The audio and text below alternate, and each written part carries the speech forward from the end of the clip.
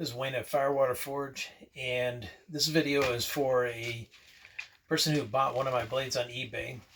I sell quite a few blades that have the scales, and I include them so people can put them on and customize them to the way they want them. So this one's for Timothy, and there's more to the name, but for anonymity, I'm not going to say all that. So this is how I put scales on blades like this. All my blades are full tang. Okay, that's the only way to do it in my opinion. So anyway, what I do is I'll have the scale material, and it could be any thickness as long as it's over 1/2 inch in my opinion. So the holes that I usually drill in my tang are 1/8 inch.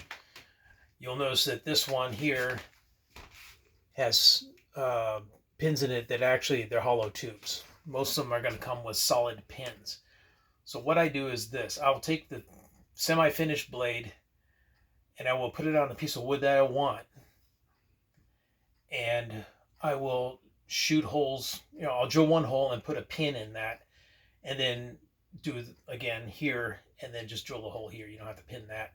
So that keeps it located. So, and also for the lanyard hole. So once you do that, you could take a felt tip marker and mark out around the handle contour, but you want to leave about at least 1/4 inch of wood. Okay. And you'll see in a minute why. So once you do that, you'll do it with both scales. Then the only time that I will really finish the wood will be on the front here, because really if you put on a pair of raw scales on something like this without this finished, you will scratch the blade really badly trying to get this sanded down correctly so it'll look good. So when I send you these knives and I send you the scales with them, don't alter this. Excuse me. It's usually going to be ready to be installed as far as that's concerned. Okay. So what I do is I don't use rivets. I use a good 2-part epoxy. You can get it at Lowe's or Home Depot. It doesn't matter. You have to always be aware of the humidity and the temperature of your location. If it's kind of cold where you're at, then you have working time. If it's really warm where you're at, then you're going to have to make sure that when you get your scales cut out to that contour right there, I would suggest putting the pins in just to make sure everything lines up. Okay? Don't cut the scale to the exact contour of the blade. You will be chasing your tail constantly. You'll making mistakes. You'll have to cut new wood. It's just a pain. So if you do this right, what you're going to do is you're going to put epoxy on that layer there. Well, first of all, you're going to put the pins in this scale here. So they're going to be sticking up. You're going to put epoxy on it. You're going to lay the blade down on those pins. And then you're going to put epoxy on the blade of the tang. And then you're going to put this piece down. If you do it right, you should have some pin material sticking out on either side. Okay? If you don't, just tap it. And then you want to clamp it in 2 places. Now, a special thing is that